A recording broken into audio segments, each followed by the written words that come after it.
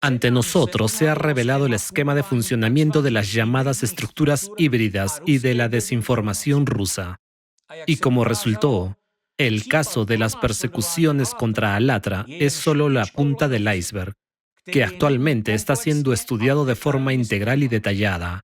Y quiero comenzar el video de hoy con dos hechos absolutamente concretos, documentados, que ocurrieron hace muy poco tiempo.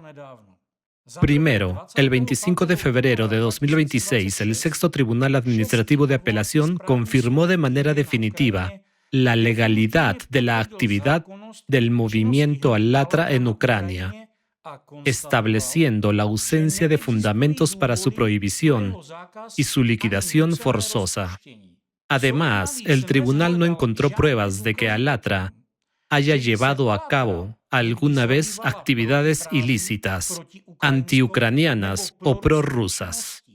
En la resolución judicial se indica que la actividad de Alatra cumple con las disposiciones de sus estatutos y con la legislación de Ucrania.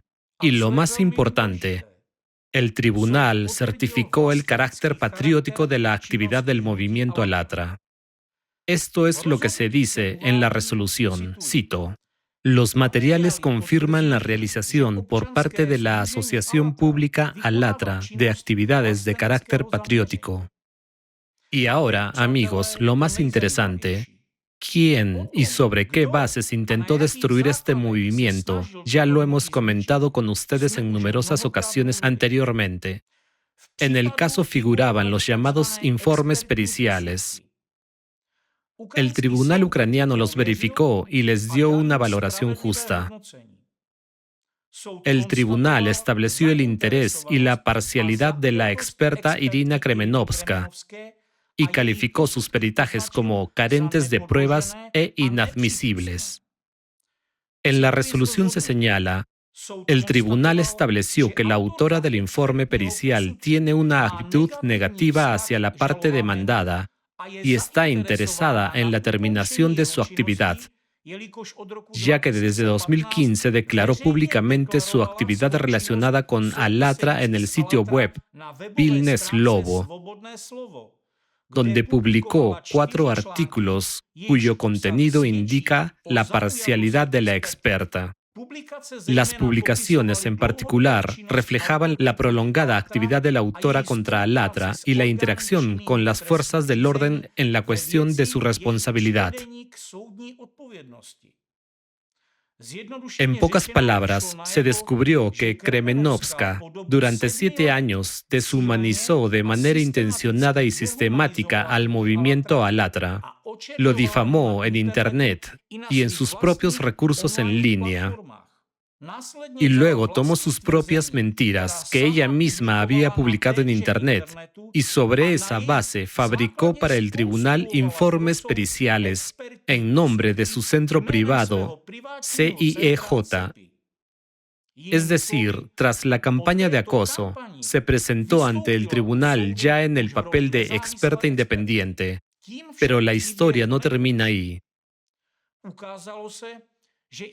Se descubrió que los demás informes periciales elaborados por otros expertos para el tribunal eran copias de lo que Kremenovska había publicado en Internet sobre Alatra antes del juicio.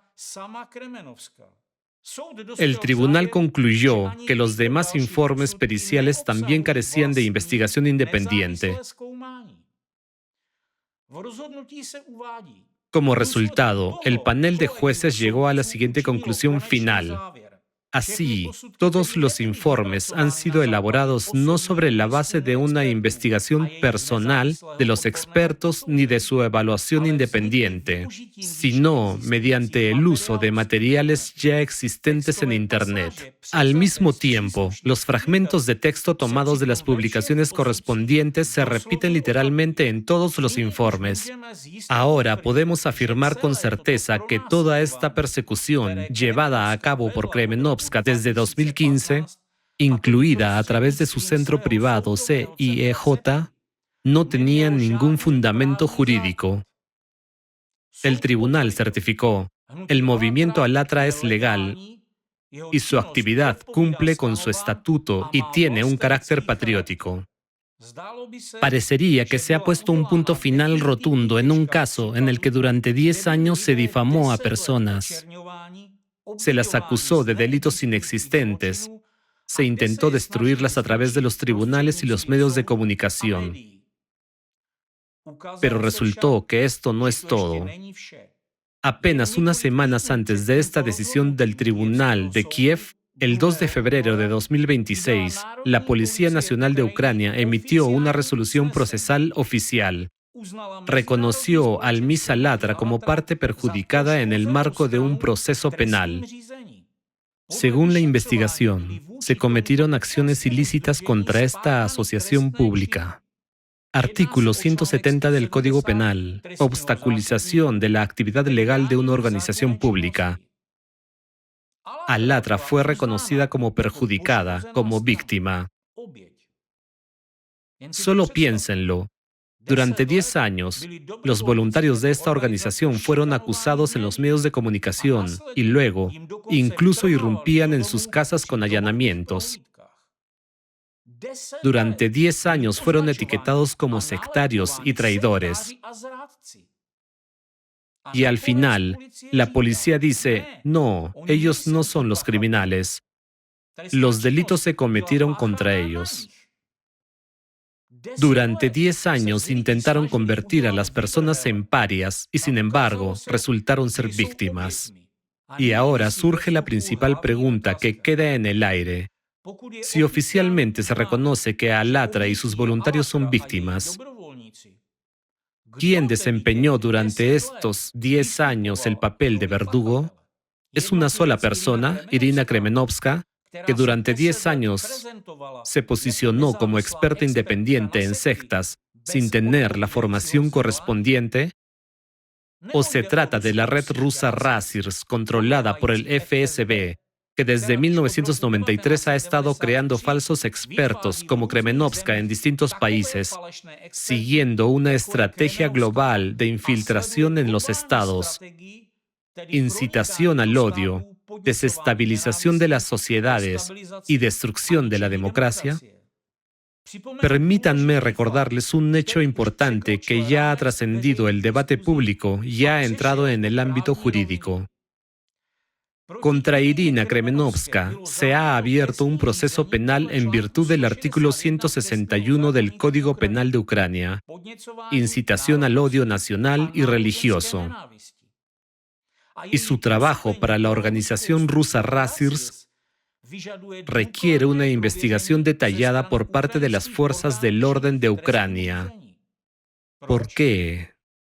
Porque hay todos los motivos para afirmar que la red Razirs no es simplemente una organización rusa hostil contra Ucrania.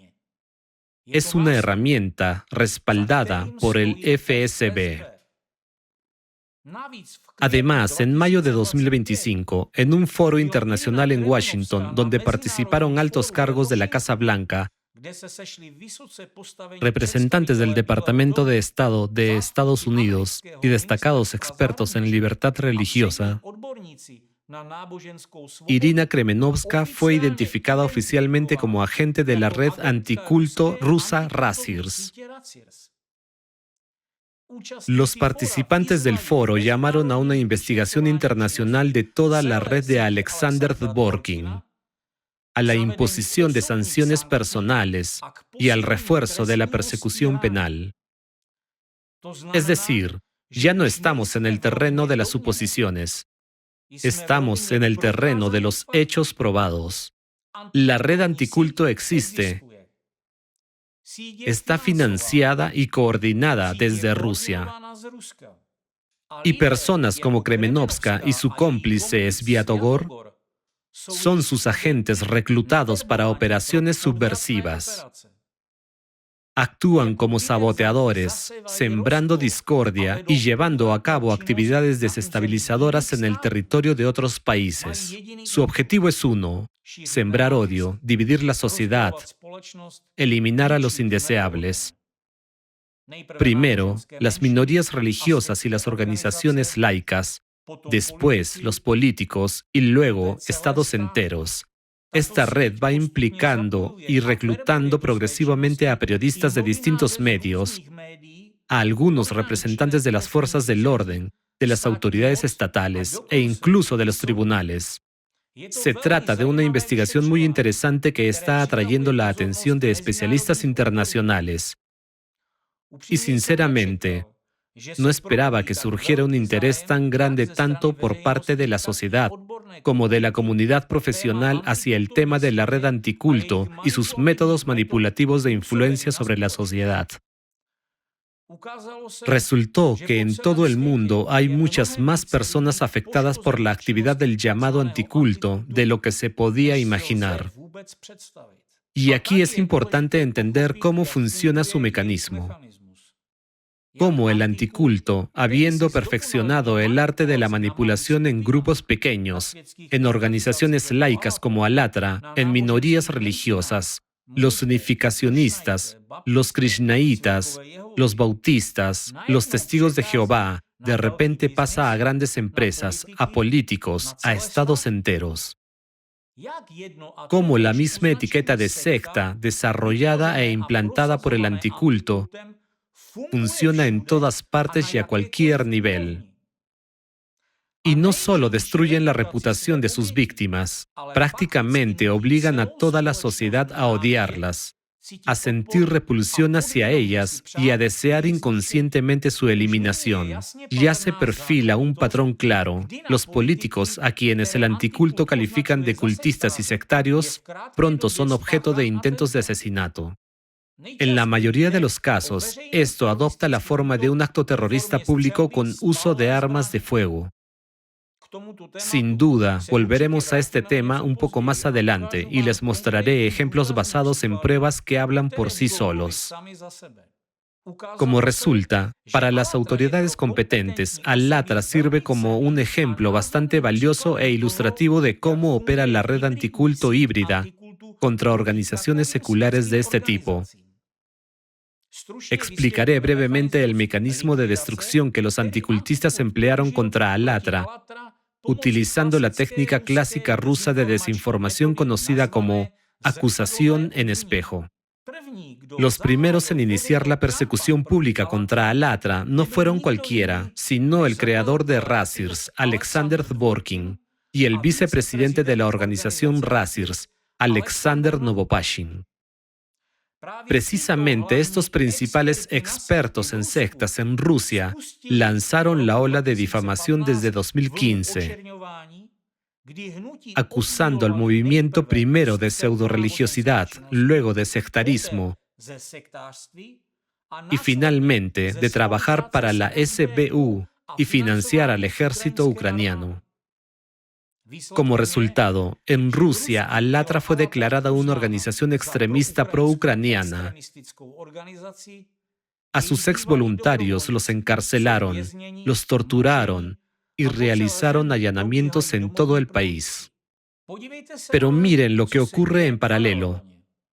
Desde 2015, en Ucrania, Kremenovska lanza en el espacio mediático una narrativa absolutamente idéntica contra Alatra, palabra por palabra, siguiendo los mismos manuales. Primero, Alatra fue etiquetada como una organización pseudo-religiosa, luego como una secta, y a partir de 2022 recurrieron a la acusación en espejo con la ayuda de los medios.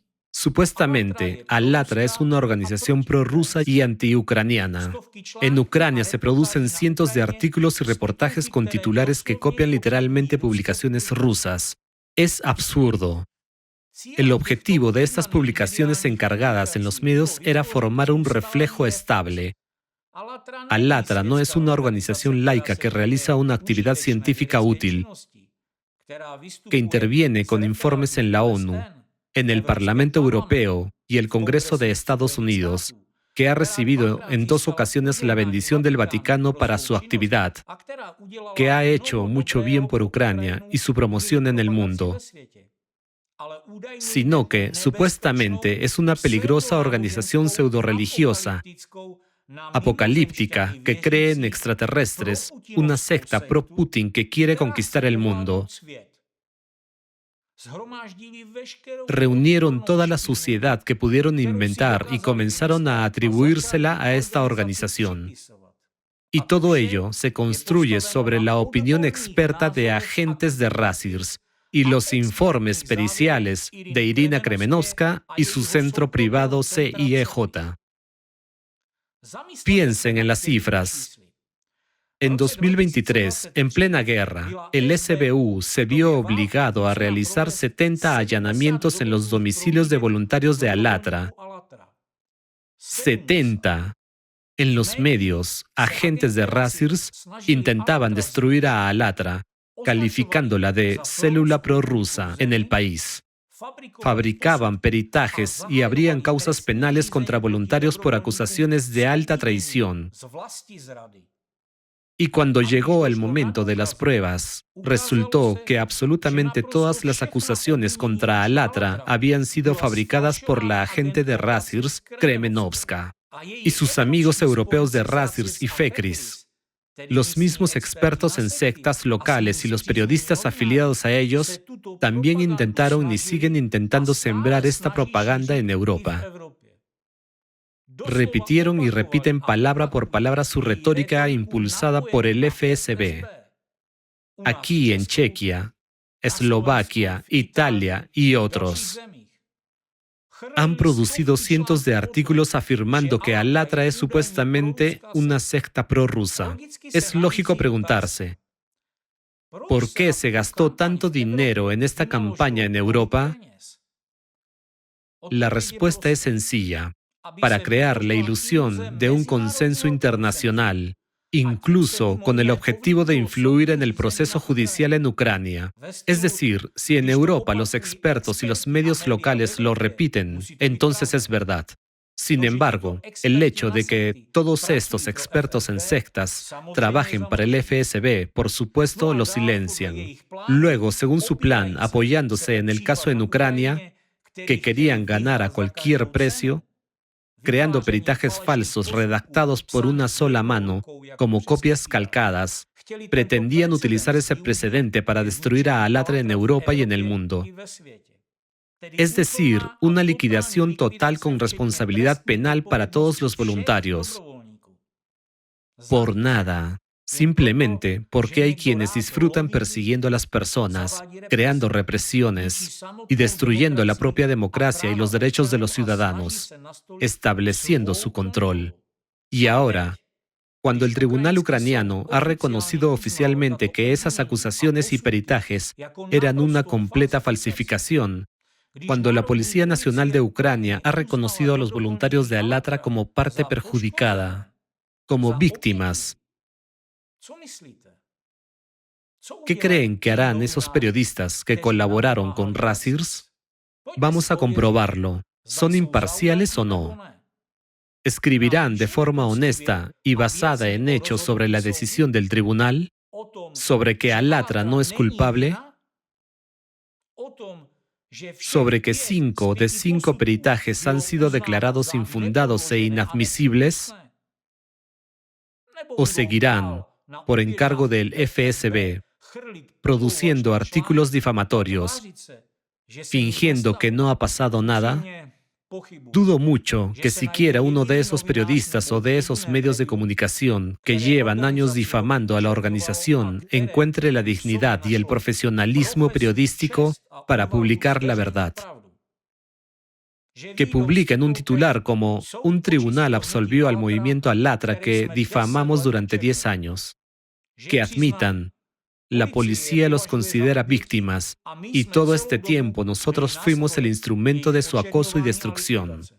Y este silencio no es simplemente una falta de profesionalidad, es una prueba directa de que estos medios, estos expertos, estos portales no son periodismo. Son parte de un sistema antidemocrático, parte de la red Razirs, parte de una maquinaria que produce odio por encargo desde un único centro. Y ese centro, como ya sabemos, se encuentra en Rusia. Y no trabaja para la verdad, sino para el FSB.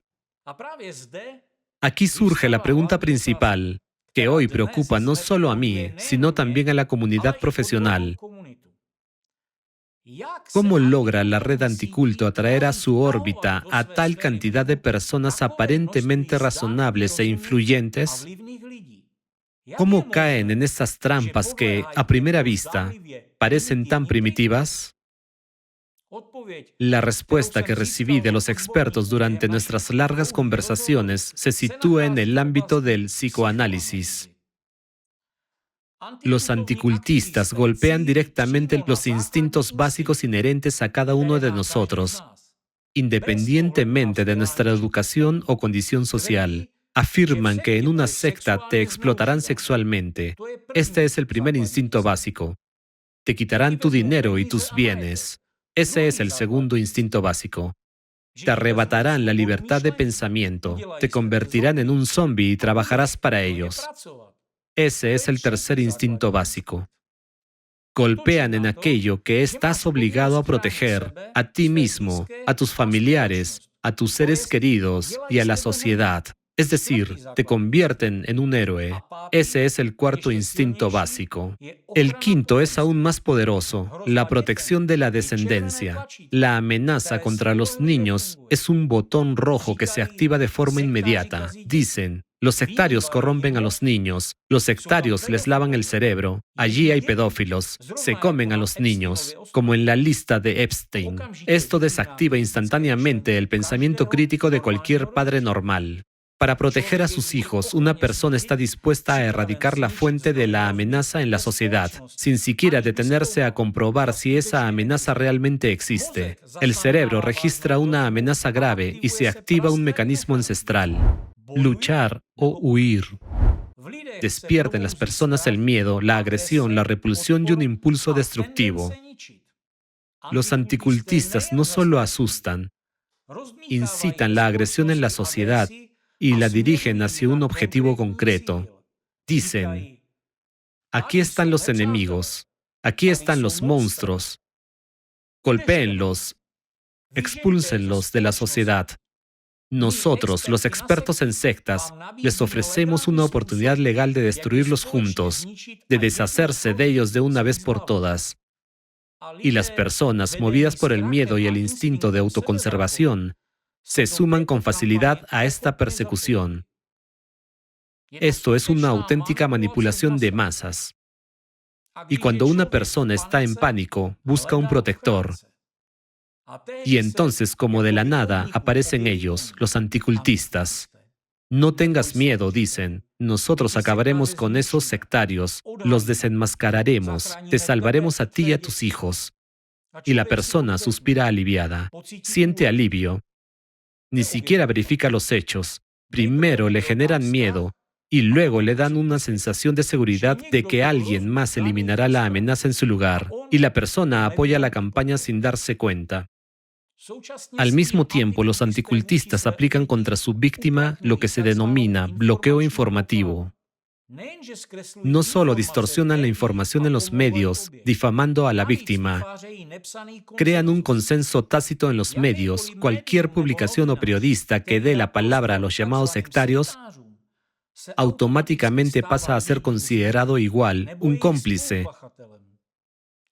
Pierde su reputación y queda bajo ataque. Los anticultistas llaman a los editores, amenazan con campañas de acoso, persiguen a quienes intentan ofrecer un punto de vista alternativo. Literalmente intimidan a los medios. De hecho, de esta manera construyen un muro alrededor de la víctima, silenciándola. Pero en ese mecanismo no hay lugar para la nobleza ni para la ética profesional.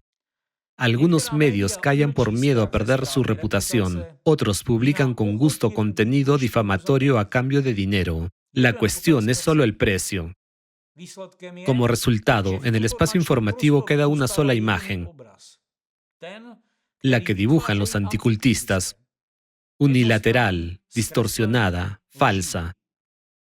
Simplemente no queda espacio para la verdad ni para la voz de la víctima. Pero también existe un tercer grupo, plataformas mediáticas concretas que, según tengo entendido, actualmente están bajo supervisión ya que hay numerosos hechos que indican que pertenecen a la maquinaria de desinformación rusa. No solo publican mentiras, cumplen una tarea específica: dividir a la sociedad desde dentro. De forma sistemática, día tras día, publican materiales que provocan odio dentro de la sociedad. Enfrentan a las personas contra sus propios conciudadanos, contra el gobierno y contra las instituciones del Estado. Su misión es crear un enemigo donde no existe y obligar a los ciudadanos a luchar contra ese enemigo fantasma. Esto no es periodismo, es un arma de otro país. Está dirigida hacia el interior de nuestros países para que, en lugar de centrarnos en el desarrollo, desperdiciemos nuestra energía luchando entre nosotros. El tema del anticultismo y la lucha contra las sectas ocupa un lugar destacado en estas plataformas mediáticas. De hecho, sirven como uno de los principales canales para difundir propaganda contra las llamadas sectas.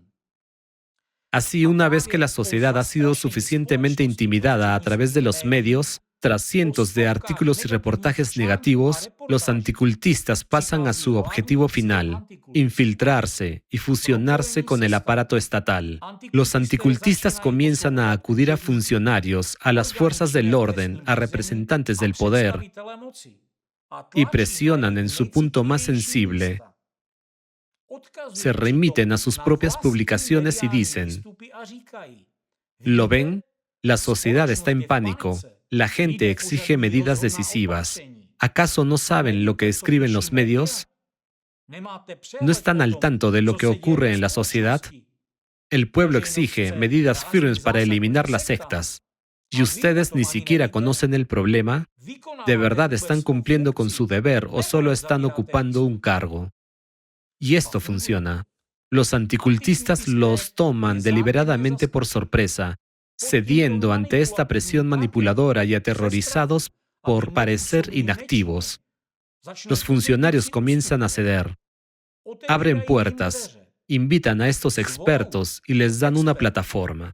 En última instancia, estos organizan conferencias y se les otorga la autoridad para dirigirse tanto al público como a las fuerzas del orden sobre los supuestos peligros de las llamadas sectas.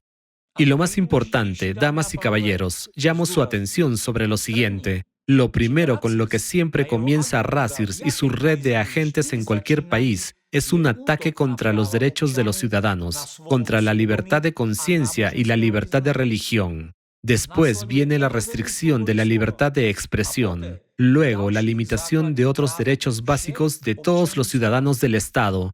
Así es como se construyó el sistema totalitario en Rusia. Así es como intentan actuar ahora en Europa, Estados Unidos y Ucrania, siguiendo un esquema claramente establecido. Científicos y comisiones de supervisión, incluso en los Estados Unidos, han llamado la atención sobre esto en repetidas ocasiones. Han calificado directamente la actividad de Alexander Dworkin y Razzirs como anticientífica y antidemocrática. Han advertido, esta red de Dworkin representa una amenaza no solo para las minorías religiosas, sino también para los propios fundamentos de la democracia y los derechos humanos. Es importante entender que, sin el miedo que ellos mismos generan, no existe demanda de sus servicios. Necesitan que la sociedad tenga miedo y desee destruir a aquellos a quienes señalan los anticultistas. Necesitan que la sociedad, la policía y los políticos se encuentren en un estado constante de alarma,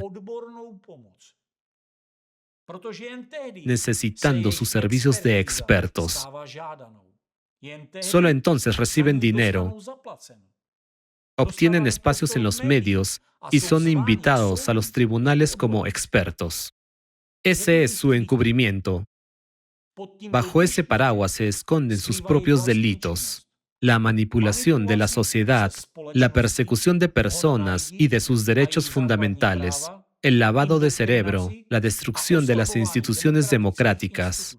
Es un escenario totalitario que intentan implementar paso a paso en cada país al que logran penetrar. De hecho, la gente ya empieza a darse cuenta de esto. Los ciudadanos pueden ver con sus propios ojos que estos luchadores contra las sectas en realidad están atacando sus derechos, que detrás de la noble retórica sobre la protección de los niños y las familias hay una máquina de desinformación rusa destinada a la destrucción gradual de la democracia y al establecimiento de un control total. Y ahora quizá llega a la parte más cínica. Al acusar a sus víctimas de pedofilia, trata de personas y decadencia moral, los anticultistas proyectan sobre ellas precisamente aquello en lo que ellos mismos están implicados. No hace falta ir muy lejos. Tomemos a esa misma Kremenovska, por ejemplo. Hay decenas de reportajes que detallan cómo entre 2010 y 2017 ella personalmente envenenó a cientos de perros callejeros y publicaba en Internet sobre el placer que le producía.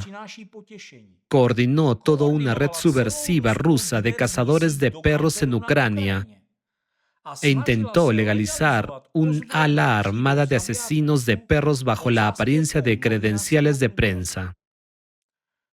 En sus propios blogs describía cómo disfrutaba de los prolongados gemidos de los animales muriendo a sus manos, refiriéndose a ello como una sinfonía.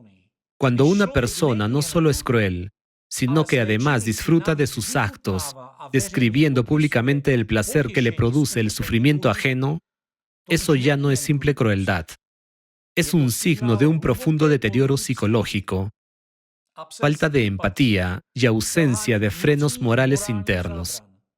Es un patrón de conducta antisocial cercano a tendencias sádicas, que a menudo acaba trasladándose de los animales a los seres humanos. Y la combinación de frialdad emocional, ostentación y una completa falta de remordimiento indica claramente rasgos de personalidad psicopática.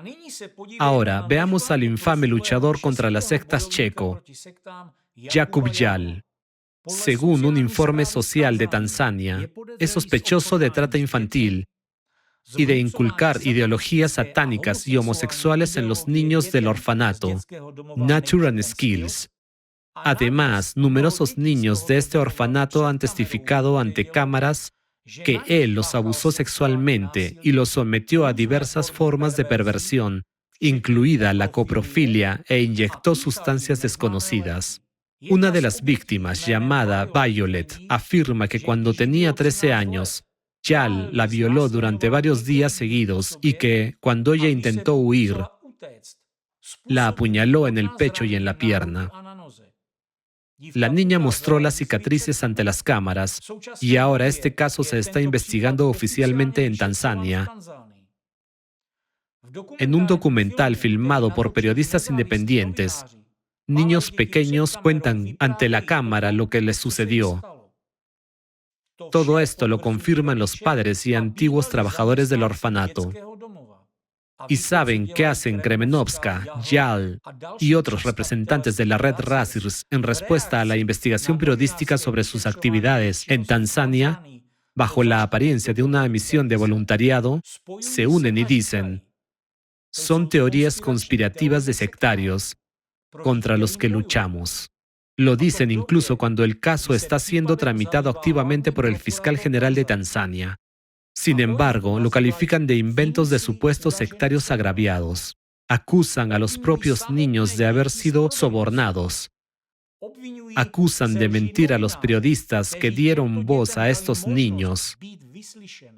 En cambio, presentan a Jal como la víctima, afirmando que es el objetivo de una campaña de difamación mediática orquestada por sectarios. Su táctica de acusación en espejo es un reflejo exacto de cómo operan y de quiénes son realmente. Acusan a otros de pedofilia, sadismo y lavado de cerebro, pero son ellos quienes se enfrentan a procedimientos legales oficiales. En Tanzania, la fiscalía está investigando las actividades de Jal, mientras que en Ucrania, Kremenovska está implicada en un caso penal por incitación al odio. Ahora, para muchos se vuelve evidente ¿Quién ha estado durante todos estos años intimidando a la sociedad? ¿Quién ha manipulado el tema de las sectas? ¿Cuáles son las características y cualidades morales de estos intimidadores? ¿Y con qué propósito lo hacen? También resulta interesante, y lo hemos visto muchas veces, que cada vez que los anticultistas son atrapados mintiendo, difamando y vulnerando los derechos de las personas, de repente actúan como una red unida y se defienden públicamente entre sí.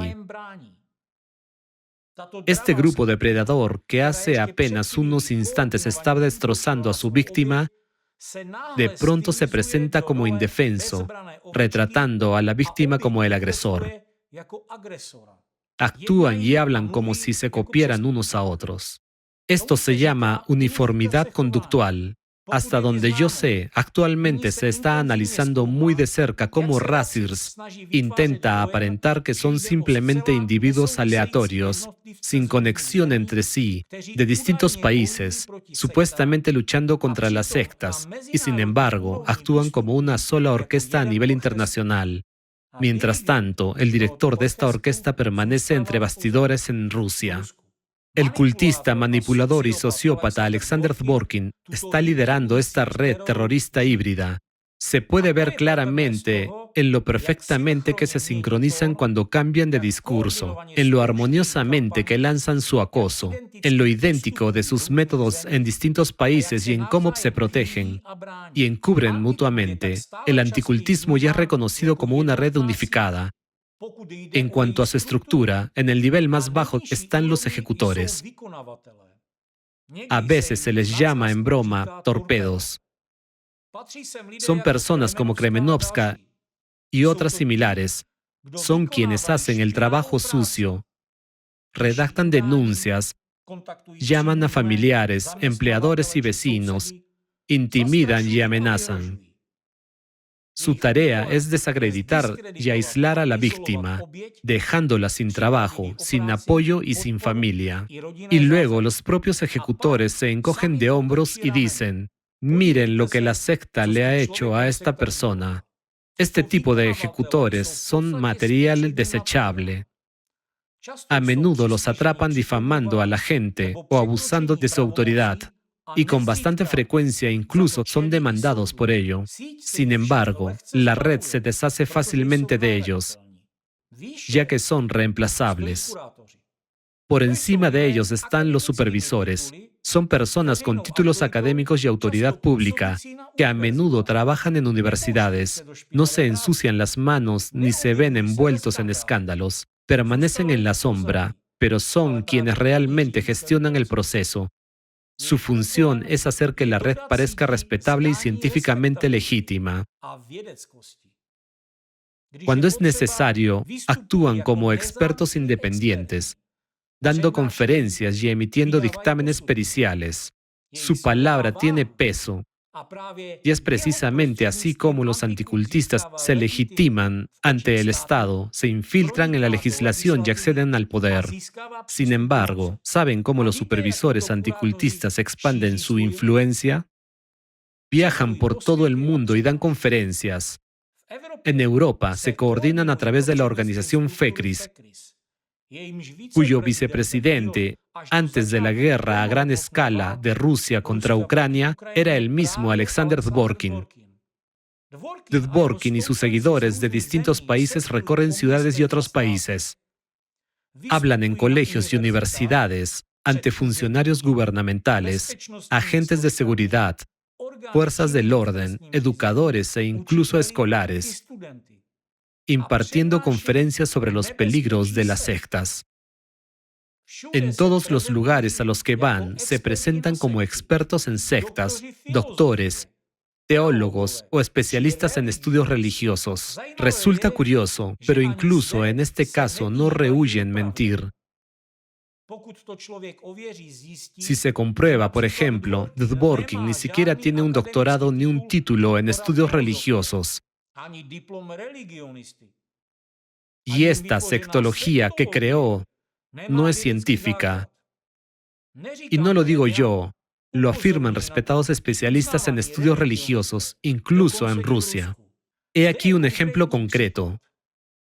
Cuando Alexander Dworkin dio una conferencia sobre el Islam en la Universidad de Arcángel, su presentación fue evaluada por destacados especialistas en estudios islámicos, expertos en religión, defensores de derechos humanos y especialistas en extremismo.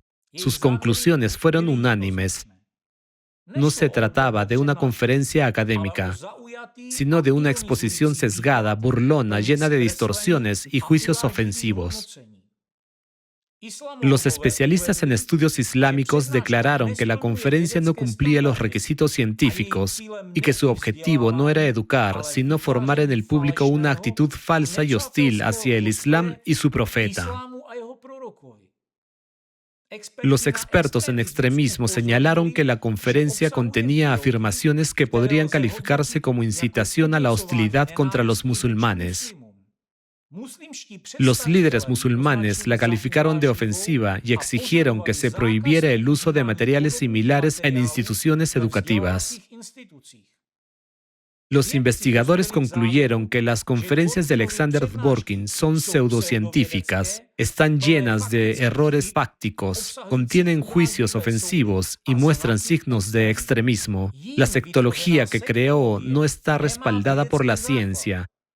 Él mismo no posee títulos académicos reconocidos y su supuesta especialidad ni siquiera existe en ninguna lista oficial de disciplinas académicas.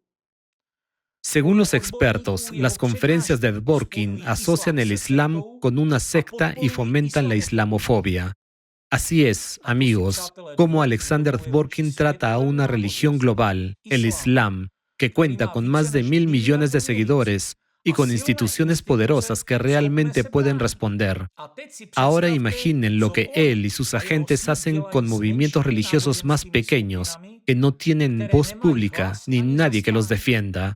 En su caso, los anticultistas recurren a la deshumanización directa, la difamación, la incitación abierta al odio y a empujar al Estado a la sociedad hacia la represión. Precisamente por eso Dworkin empezó con grupos pequeños. Estaba probando sus métodos allí donde podía salir impune. Y ahora vemos cómo aplica esas mismas tácticas a objetivos mucho mayores. Y no está ocurriendo exactamente lo mismo en otros países, donde estos supuestos expertos en sectas imparten conferencias.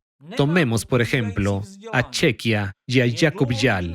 Este individuo no tiene información relevante, es básicamente un estudiante eterno y aún así afirma ser experto en sectas. Además, aseguró haber viajado a Tanzania en una misión educativa, pero si se examinan un informe de un servicio social local tanzano, en realidad fue acusado de imponer ideología satánica y homosexual a niños en un orfanato.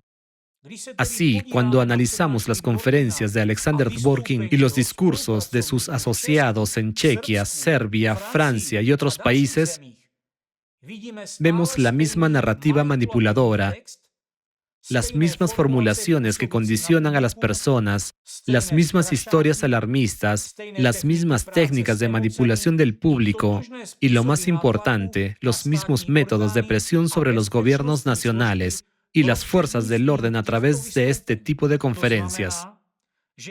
En otras palabras, los anticultistas liderados por Alexander Dworkin, a menudo sin formación especializada y con cualificaciones dudosas, viajan por todo el mundo impartiendo conferencias sobre temas en los que no tienen conocimiento, y no lo hacen para educar al público, al gobierno o a las fuerzas del orden. Su verdadero objetivo es inculcar en sus audiencias un reflejo condicionado persistente, que las palabras secta y sectario no provoquen reflexión, sino una reacción inmediata de miedo, rechazo, odio y deseo de destruir. Literalmente programan y lavan el cerebro a las personas para que dejen de ver a los demás como seres humanos. Y la deshumanización es el paso clave para preparar la conciencia de las masas para la violencia. Es propaganda diseñada para provocar acción. Y los anticultistas simplemente esperan el momento más rentable para apretar el gatillo, colocarle a alguien la etiqueta de sectario y enfrentar a la sociedad contra una parte de sí misma, al Estado contra sus propios ciudadanos y a los ciudadanos contra el Estado o las autoridades.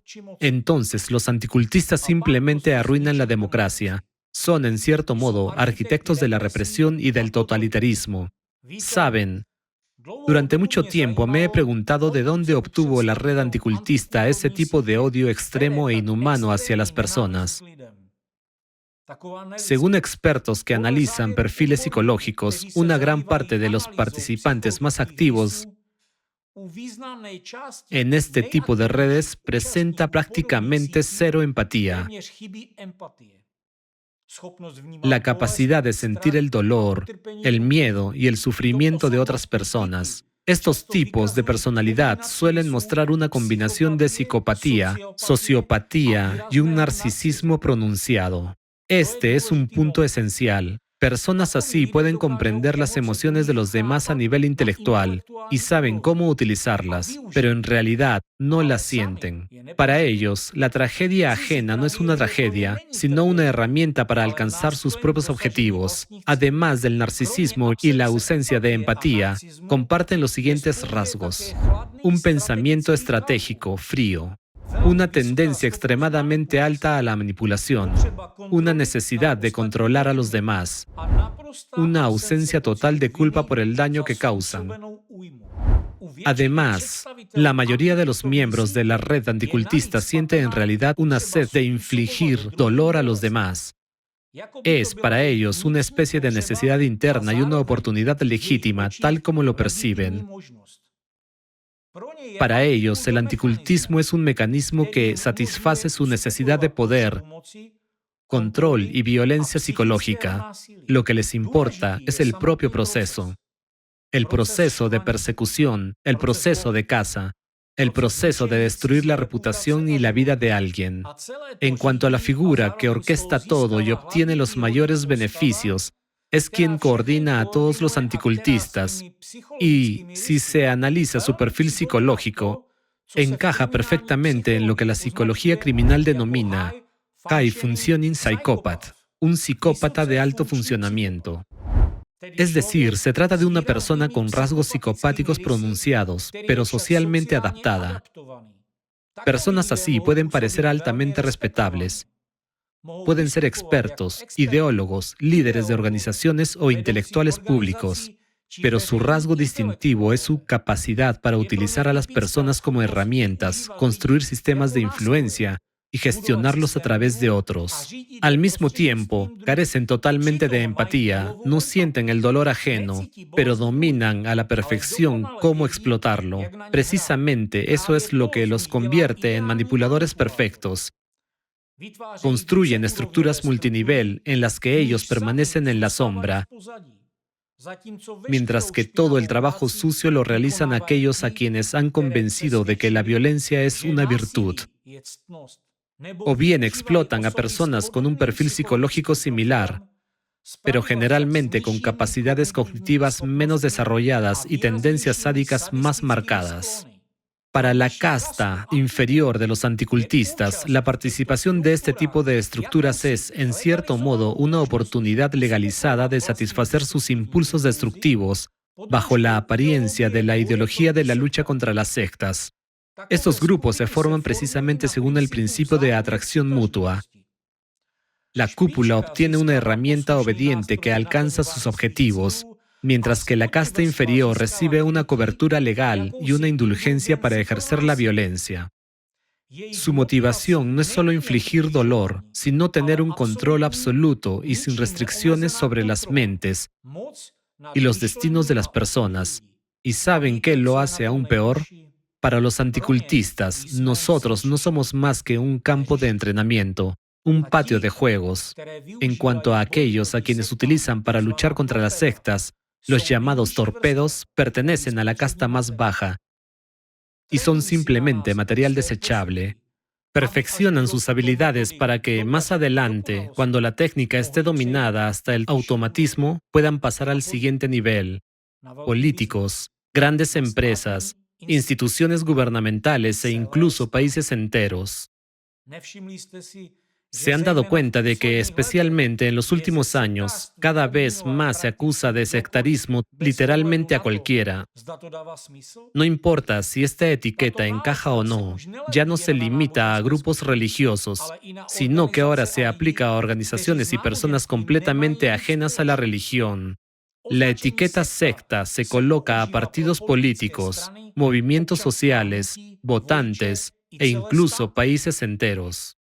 Los anticultistas han acuñado términos como secta comercial, secta política e incluso estado sectario. Y todo esto, supuestamente, entra dentro del ámbito de su investigación e información. Pero dicho claramente, entra dentro del ámbito del terror total, la violencia y la usurpación del poder. Por ejemplo, Rasirs, representada por su vicepresidente Alexander Novopashin, afirma que Estados Unidos, Occidente y Ucrania son sectas y no estados. Da conferencias públicas y difunde esta propaganda a través de los medios de comunicación. Acusa a Occidente de tener una ideología satánica. Solo piensen por qué han estado inculcando esta propaganda en las mentes del ejército ruso, de los estudiantes, de las fuerzas del orden y de la sociedad durante tantos años. El experto en inteligencia estadounidense Egon Cholakian dijo una vez algo importante. El anticultismo y los llamados luchadores contra sectas liderados por Alexander Dworkin no son más que uno de los tentáculos de una enorme hidra. Es una de las ramificaciones de una entidad híbrida global cuyo objetivo es destruir el mundo democrático e instaurar un poder totalitario. Yo también he dicho algo parecido. Pero cuanto más profundizo en ello, más me sorprende su escala y la rapidez con la que nuestro mundo habitual está cambiando ante nuestros ojos. Los valores democráticos y las libertades son sustituidos bruscamente por el totalitarismo. Se vulneran los derechos de los ciudadanos y la palabra secta se convierte en un arma universal contra los indeseables. Lo que hemos estado comentando se confirma ante nuestros propios ojos y queda claro que el anticultismo es solo una pequeña pero muy peligrosa herramienta en manos de esa hidra. Es una herramienta que ha sido afinada, perfeccionada y preparada durante décadas para un gran juego. Recuerdo una conversación con un especialista. Me propuso realizar un experimento muy sencillo. Dijo, escúchate a ti mismo. ¿Cuál es tu reacción ante la palabra político? Y luego, ante la palabra sectario. ¿Saben qué resulta? La reacción de la mayoría de las personas es prácticamente la misma. Es una indignación interna, rechazo. Es una negatividad que no puede explicarse lógicamente, pero que se encuentra en algún lugar profundo a nivel instintivo. Esto no es un accidente, no es una coincidencia. Es una prueba directa de que las personas han sido programadas mediante los mismos métodos. Además, puede observarse una clara correlación. Los mismos expertos en sectas y los mismos periodistas y medios de comunicación controlados por la red anticultista, que durante años han acosado a minorías religiosas, de repente cambian su foco hacia políticos, funcionarios gubernamentales y fuerzas del orden. Y esto siempre se intensifica muchas veces antes de elecciones o de acontecimientos políticos clave. El esquema es el mismo. Titulares diarios. Este político es sectario. Sus votantes son seguidores de una secta. Está loco y debe ser apartado. Esto genera rechazo y desconfianza en la sociedad. Cualquier acción de este político empieza a percibirse de forma subconsciente como una amenaza para el Estado y, por lo tanto, para cada ciudadano, es decir, para ti. ¿No les parece extraño que, tras un ataque mediático tan agresivo contra un político por parte de expertos en sectas, no solo aumente en la sociedad el odio y la desconfianza hacia ese político estigmatizado, sino que incluso se llegue a organizar un intento de asesinato o un homicidio? En este episodio no entraremos en detalles sobre la tecnología de codificación de piezas de rompecabezas que aplica la casta superior de los anticultistas en la sociedad. Todo lo que necesitan saber es que esta manipulación es de una naturaleza completamente distinta. Se trata de la llamada codificación remota de una persona para inducir una acción determinada. Este método se define como una influencia psicológica por etapas, a través de ondas informativas y señales ocultas que, de manera gradual, implantan en personas vulnerables una disposición hacia la violencia. El mecanismo se extiende en el tiempo, durante meses e incluso años. Primero se crea un entorno informativo en el espacio mediático. Luego, cuando la base ya está establecida, sigue la activación dirigida. Una persona con una psique vulnerable recibe una orden implícita de actuar. En términos simples, es la formación de un tirador o de un lobo solitario, como los llaman los anticultistas.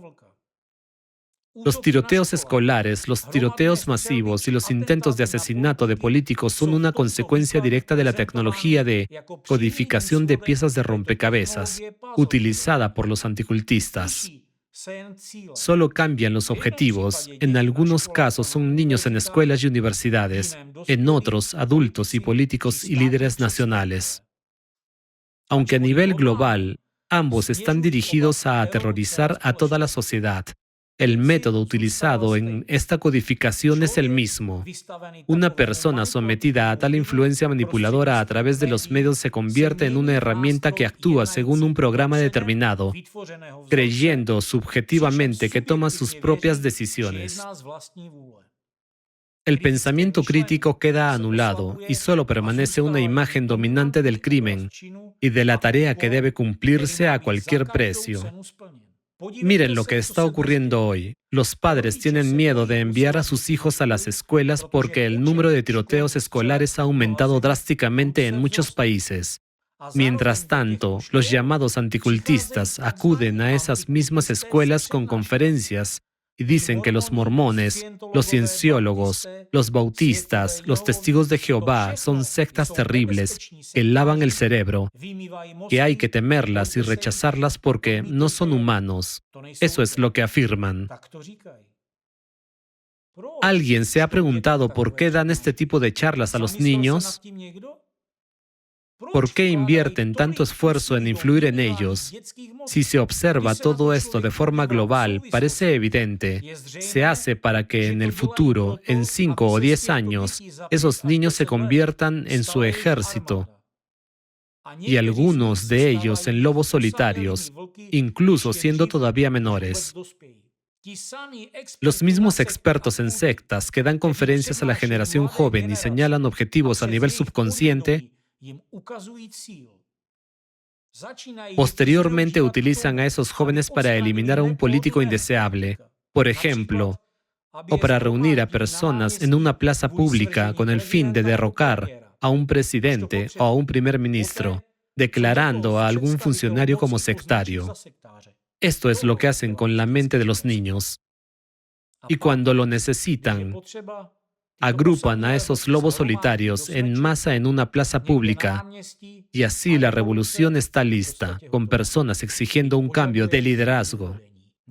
La casta superior del anticultismo ha ido aún más lejos, participa en la creación de videojuegos en los que hay que matar a sectarios, donde desde una edad temprana se inculca a los niños la idea de que existen los humanos y existen los sectarios, criaturas zombificadas que deben ser destruidas. En estos juegos, a los niños solo se les da a elegir cómo eliminarlos. Más tarde, esos mismos niños, ya condicionados, crecen y toman armas en sus manos. Así, cuando los medios publican titulares sobre un sectario al frente de un país o en un alto cargo, este mecanismo se activa. Aquí tienen algunos ejemplos reales. Obsérvenlos con atención y díganme, ¿qué tienen en común todas estas personas?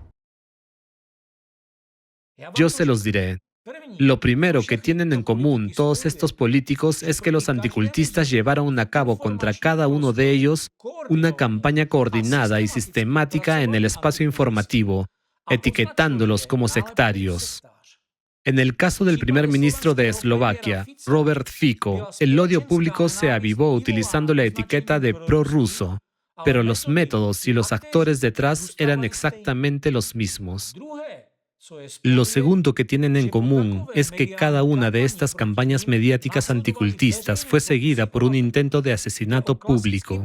Se trata de un acto terrorista de manual, con una preparación psicológica a largo plazo de un tirador solitario.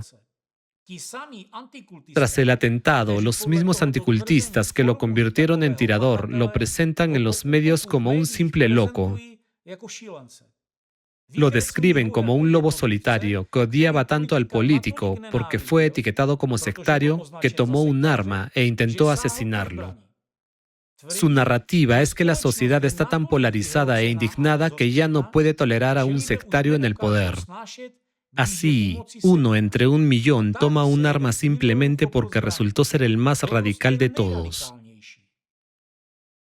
De este modo, continúan intensificando aún más el impacto psicológico sobre la población, mostrando con su ejemplo cómo se debe actuar con los políticos que resultan incómodos para el FSB. Esto es precisamente terrorismo híbrido. Hablemos brevemente de un ejemplo ilustrativo, el opositor ruso Alexei Navalny.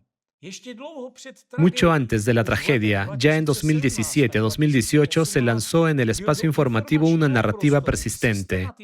Navalny es el líder de una secta. Según el esquema clásico, para argumentar la acusación se recurre a supuestas víctimas que presuntamente sufrieron a manos de Navalny o de su equipo. Primero dicen que trabajaron allí y luego añaden una asociación. Todo aquello parecía una secta en la que el culto de adoración era Navalny. Ese es el argumento base sobre el que posteriormente se construye toda la campaña mediática. Es decir, que eso es una secta, lo afirman quienes supuestamente lograron escapar del equipo de Navalny. A continuación aparece una figura clave, el experto en sectas, el arcipreste Alexander Novopashin, vicepresidente de Rasirs. No se limita a hacer declaraciones, él mismo lleva a cabo un trabajo sistemático con jóvenes y fuerzas del orden, impartiendo conferencias. Según sus propias palabras, cada mes realizo decenas de encuentros con jóvenes, donde habla, entre otras cosas, de las sedes de Navalny. Naturalmente, su mensaje es que se trata de una secta peligrosa, mientras que su líder es un sectario peligroso. Cientos de artículos inundaron el espacio mediático en Rusia y en países vecinos con titulares como ¿Cómo escapar de la secta de Alexei Navalny? La secta de los testigos de Navalny. La secta del FPK y los miembros de la secta de Navalny. Un diputado de la Duma estatal, no mencionaremos el nombre, llegó incluso a exigir oficialmente al Ministerio de Justicia que reconociera a Navalny como creador de una secta totalitaria. Y aquí está lo clave, que se responsabilice a los votantes por apoyar y participar en la secta. Vemos un esquema clásico que, de hecho, está calcado exactamente de cómo el movimiento anticulto destruye a pequeñas organizaciones religiosas. Sí, la muerte de Alexei Navalny no se llevó a cabo públicamente mediante un tiroteo, sino según el método clásico ruso, el exilio al norte y la eliminación silenciosa. No obstante, este es un ejemplo claro de que en Rusia esto lo realizó precisamente Rasirs. A continuación, consideremos otro caso no menos ilustrativo, también de 2024, el atentado contra el primer ministro de Eslovaquia, Robert Fico. A primera vista, no se le acusaba de sectarismo, sino de una postura prorrusa. Pero los métodos son los mismos. Contra él, siguiendo exactamente el mismo esquema clásico, se creó una atmósfera de odio e intolerancia, y el resultado no tardó en llegar. Presten atención. Un mes antes de los disparos, el 10 de abril de 2024, Fico lo advirtió públicamente. publicó una declaración en la que dijo directamente: a los políticos del gobierno se les insulta de forma indecente en las calles, y yo simplemente estoy esperando a que esta frustración, que está siendo intensamente profundizada por ciertos medios, se convierta en el asesinato de uno de los principales políticos del gobierno. Y no estoy exagerando ni un milímetro. Un mes después, el 15 de mayo, Fico resultó herido en un tiroteo. Según los testigos, al finalizar un acto, el político se acercó a los ciudadanos locales. Entonces, desde la multitud se oyeron varios disparos y Fico cayó al suelo. El primer ministro fue herido en el pecho y en el abdomen. En su primera intervención pública tras el atentado y las heridas, Robert Fico señaló directamente a los responsables, identificó a los medios antigubernamentales y a las ONG con financiación extranjera como los factores principales que crearon el entorno en el que el atentado se hizo posible. Según él, fueron precisamente ellos quienes alimentaron sistemáticamente el odio. El odio en la sociedad fue intensificado hasta que el lobo solitario creado por los anticultistas, representado por Juraj Cintula, cruzó la línea. Ahora miremos a Donald Trump. En un corto periodo de tiempo, toda una serie de atentados y también ocurrió en 2024. ¿Pero qué lo precedió? Ya en 2019, Steven Hassan, buen amigo de Alexander Dworkin, jefe de Razirs y estrechamente vinculado con la misma red anticulto, publica el libro El culto de Trump. Hassan no se limita a criticar al político. Afirma que Trump ha creado un culto destructivo y que sus seguidores se encuentran en un estado de sumisión hipnótica. Han perdido la capacidad de pensamiento crítico y necesitan una intervención externa. En sus obras y entrevistas habla abiertamente de la necesidad de su desprogramación, un método que en la práctica a menudo implica un cambio forzado de creencias. A partir de ahí comienza una campaña sistemática contra Trump y, lo que es importante, contra sus votantes, a quienes en los medios se empezó a retratar como personas desequilibradas. El resultado: repetidos tiroteos contra el político por lobos solitarios. Lo mismo ocurrió con otros políticos estigmatizados, solo que en algunos casos, lamentablemente, terminó de forma trágica. ¿No se han preguntado por qué todos estos escenarios son tan idénticos? Primero, el ataque informativo y la etiqueta de sectario. Después, las balas. Y cada vez, los mismos métodos, los mismos vínculos que conducen a Rusia, a Razirs y a las estructuras que están detrás. A mí me interesaba saber por qué algunos políticos y partidos políticos en distintos países apoyaban abiertamente al anticultismo. La respuesta resultó ser cínicamente simple. A algunos les beneficia.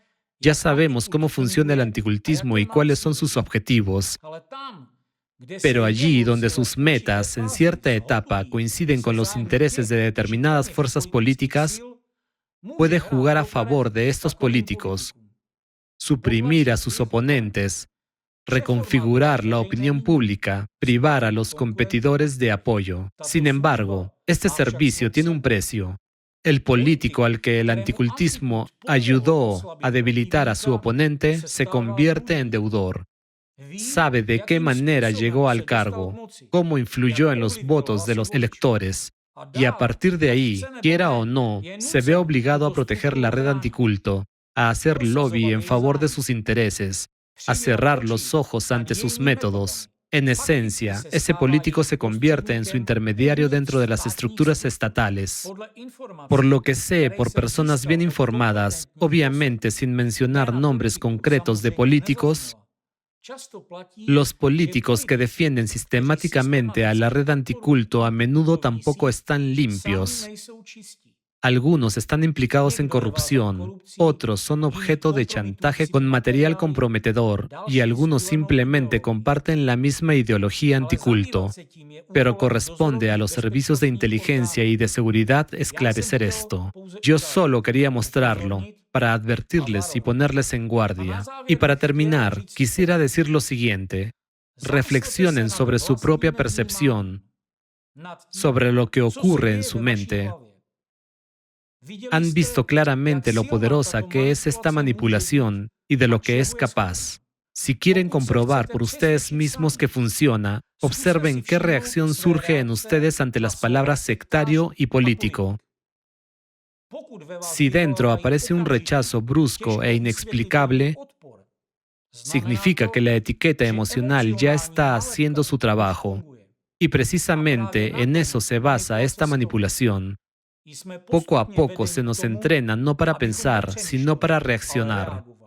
Y si esto pasa desapercibido para su percepción crítica, significa que el mismo mecanismo puede aplicarse perfectamente contra usted, ya que la primera etapa y la base para incitar el odio ya han sido implantadas en su interior. En algún momento, tras consumir sin pensar información orientada a la acción, una persona simplemente pierde la capacidad de distinguir entre la verdad y una mentira deliberada, entre su propia opinión y una orden ajena incrustada en su subconsciente a través de titulares y conferencias. ¿Es peligrosa o no esta manipulación del subconsciente? Sin duda, es algo en lo que vale la pena reflexionar.